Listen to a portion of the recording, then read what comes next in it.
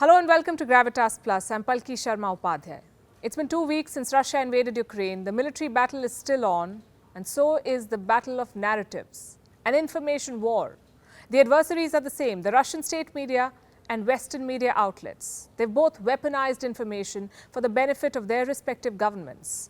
So one has to navigate things rather carefully to get an accurate account of what is unfolding. Even specific battle stories are questionable. For instance, the number of casualties. Headlines in Western media say that Putin's forces are being humiliated, that they've suffered heavy casualties. Most of them are going by Ukraine's figures. They say 11,000 Russian soldiers have been killed. That is at least 22 times higher than what the Kremlin says. These wild variations also extend to accounts of destruction on both sides. Ukraine says it has destroyed more than 300 Russian tanks. Russia says it has destroyed around 900 Ukrainian tanks. Both sides say the other is lying. These differences illustrate the kind of story each side wants to offer to its own people. Ukraine wants to encourage its people through the tale of a successful resistance. Russia wants to convince its people through stories of its military gains, and neither wants to talk about the casualties in their own ranks. So which side does one really believe? Verifying their figures is a tough job. This is an armed conflict, remember. Access to combat zones is limited. There are no independent observers. So we don't know how much of the information is being filtered, modified, blocked, or concocted. Multiple storylines, multiple narratives and counter-narratives are doing the rounds. The first one is that the Ukrainians are successfully defending their land. How then did Russian troops reach the outskirts of Kiev in just 2 days? The second narrative is that Russian troops are making slow progress. How can they gauge the pace of Russia's progress with no access to Russia's battle plans? There's also a third narrative, which is essentially a moral binary. Whatever the West says is right, and anyone who does not accept this narrative is trying to undermine Ukraine's sovereignty. Now, all of these narratives can be challenged, should be challenged. In the age of social media, unfiltered information shapes opinions. What's worse, social media is not a level playing field. It is controlled by the West. I'm talking about tech giants like Twitter, Facebook, YouTube, Google and Apple. These companies, these private companies, have openly aligned themselves with the West. They're pushing the Western narrative and restricting Russia's side of the story. And this is problematic. I will tell you why. First of all, let's tell you what they've done. They've sanctioned Russia digitally. Remember, no government sanction forced tech companies to cut ties with Russia. There was no legal or regulatory obligation.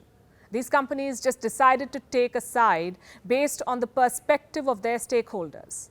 Google has barred Russian state media from monetizing content on its platforms. Apple has gone one step further. It has suspended all product sales in Russia, cut Russians off Apple Play and other services. It has also blocked RT and Sputnik from its app store everywhere outside Russia. Then we have Twitter. It is labeling all posts by the Russian state media, adding a warning of sorts on pro-Russian stories. Then we come to Meta, the parent company of Facebook. It has left its contemporaries way behind. I'll show you a report. It was released on Friday. It says Facebook and Instagram will allow posts calling for violence against Russians and their president, Vladimir Putin. Isn't that criminal? Won't this promote hate?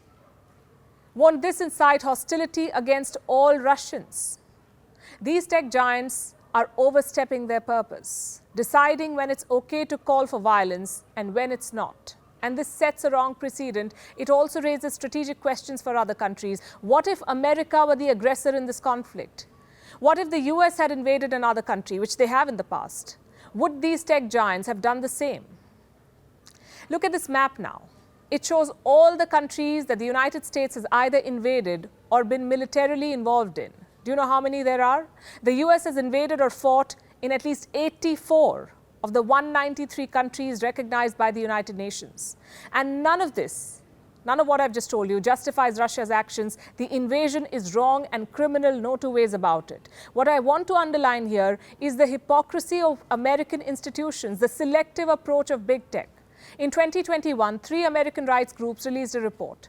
It said that instead of staying neutral, big tech made huge profits from America's war on terror, especially Facebook, Google, Microsoft, and Amazon.